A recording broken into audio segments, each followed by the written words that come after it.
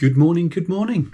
It's Sunday the 25th of January and by rights I should be down in Cornwall right now, just heading to the Portaloos before starting the Arc of Attrition 25.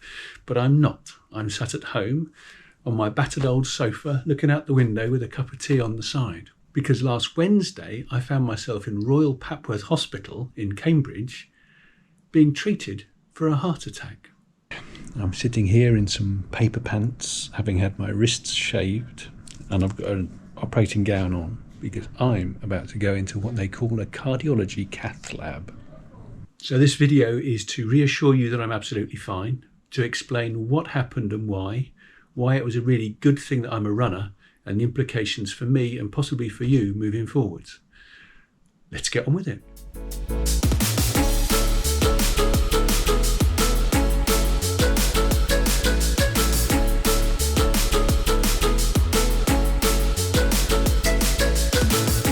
I'm not a doctor and I don't pretend to be a doctor, and you shouldn't take what I'm saying as clinical medical advice. This is just me sharing what I've learnt and hoping to help you guys, my friends on YouTube. So the reason I'm sharing all this with you is because I didn't know what a heart attack was really like. I thought it was like you see in Hollywood, where you get this crushing pain in your chest and you see the people grab their chest, eyes roll skywards, tongue comes out and they crash to the floor. It's nothing like that. That is nonsense, and it's one of the reasons why heart attacks are so important, because we don't recognise them. What I'd like to do is, this video is just going to be a short one, but then I'm going to do another couple of videos, one much more detail about what it felt like and then what they did, and then how I need to manage things going forwards, what medication I'm on and why, and what the prognosis is for running in the future. So how did I get to Papworth? What was the story? Well, very quickly, I had another little wobble after a half marathon training run. It was a tough run, and the elevation went at a steep uphill section, and then the whole middle section was uphill as well. It was harder than I wanted it to be. I got to the end, I was really quite tired. My chest was tight, but it was a really cold day. My head got really cold. So there were all sorts of issues there for me. So I wasn't the slightest bit surprised that my chest was a bit tight. I felt all a bit peculiar at the end, sweating quite a lot, and sort of pain across my shoulders, a little bit of tightness in my chest, as I say, and the pain was up the back of my neck. But that went once I took my hydration pack off and had a drink, and I thought I'd be fine. I then did a Tesco shift on the Sunday, and then Monday I went and did some speed work, did some threshold work, 6 minutes of effort, 2 minutes in between. That was in the evening, another cold day, and my chest got really tight again after that one, but this time it lasted for about an hour. And I think that might have been my heart attack. So I've had the chest spasm thing again. This time it's not my chest so much, but across my shoulders. Flipping out. That was a really uncomfortable 50 minutes.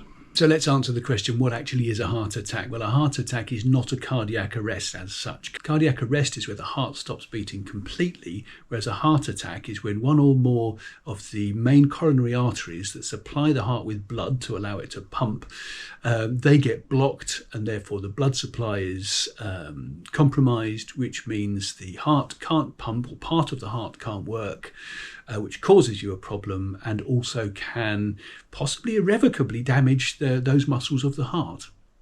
When I went to the GP back in October after that first wobble, my blood pressure was a bit high and my cholesterol was a bit high. What's the problem with that? Well, one of the reasons is that if your blood pressure is high, it stresses the inside of your blood vessels and makes them much more susceptible to having cholesterol deposits laid down inside those blood vessels. And this is what they call clogging up the arteries, hardening the arteries, all of that. And so the upshot of it all was that I did have a blockage. The heart muscle had been damaged slightly. They could tell that from blood tests that they did, and they needed to resolve it.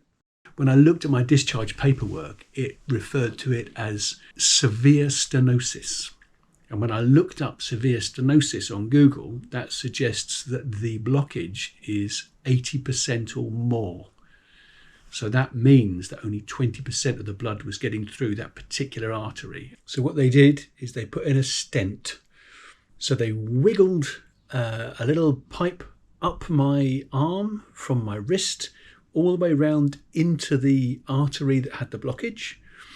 And at the end of it is a little balloon wrapped in a wire mesh sleeve. They blow up the balloon and the wire mesh sleeve then expands out. And that then embeds itself in the cholesterol, squishes it all flat, and allows the blood to flow. So that's what's happened to me. It's called a stent, and I've got one of those in. And I now need to take it obviously very carefully for a few weeks in order to let that bed in, not create any more lumps of cholesterol, not create any more blood clots, nothing like that. So that's why I'm off work for off work for a month is what they say, and the whole rehab process is all about. The problem comes, and I say, what is a heart attack? Heart attack is when it gets blocked completely. We weren't at that. We were at what they call the angina stage at the moment, where hard exertion or unusually hard exertion causes chest pain, but then that goes again afterwards. The heart attack is where it becomes blocked, and it becomes blocked because that little lob of cholesterol or plaque as they call it, that can rupture or pop, and that can cause a blood clot to form, which either then blocks the artery completely, or else it can travel around the body causing a pulmonary embolism or a blood clot in the brain, like a stroke. So this is why it's really important that if you do have high blood pressure or you do have high cholesterol, you're aware of it and you're taking steps to mitigate it. And if you don't know what your blood pressure or your cholesterol's like, can I encourage you to get it checked by a doctor so that at least you're aware of the facts and you can then make your own decisions. And just to answer the question, why am I glad that I'm a runner? 2 reasons. Firstly, it meant that I found out that I had this problem.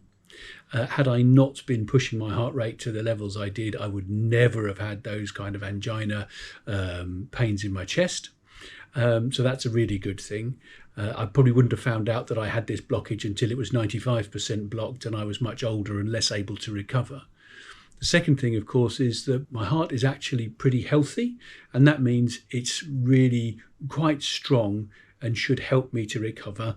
And I'm used to physical exercise and I'm used to following a training plan, both of which I'm going to need to do, albeit slowly, for the next few months. Now, I'm sure there'll be plenty of questions. If you have questions, do put them in the comments and I will answer what I can. I'm going to do another couple of videos, one looking in a bit more detail about what happened to me and then what they did, if you're interested in the medicine of that, how they resolved it, and looking at what medications I'm on and why. I'm also going to be beginning, hopefully, a rehabilitation program. They're going to contact me in a week or so, and we're going to start that, which will be a slow process. It needs to be steady because whilst they have repaired the blockage, we don't want to create any further blood clots, which could cause a problem. And at this delicate stage, because they've been messing about with one of the arteries of the heart, at this delicate stage, we need to be very careful just to let everything settle down and bed in. So the rehabilitation program is going to be slow and steady. And I'd very much like to take you along with me on that. I would enjoy the company. And they said that I should fully expect to be out running on the trails in a few months. But that will depend on how the rehab goes. So unfortunately, Strava's going to look a bit dull for a while. Sorry about that. But if you want to follow me on Strava, please do. And you can see the process there. And I will do a few more videos, as I say, along the way. But I am fine. I feel great. I know that I'm not great actually inside, but I feel fine. That's really important. I know what has happened to me. I have been treated. I've been treated well by a really good hospital, and I'm on the right medication and on a path that will help me get back to full fitness, hopefully. So all of those are real positives. Thank you very much indeed for joining me. I'm going to leave you there. My cup of tea is getting cold, and I look forward to seeing you one way or another out on the trails again very soon. So enjoy your running, take good care of yourselves, and I'll see you. Ta-da.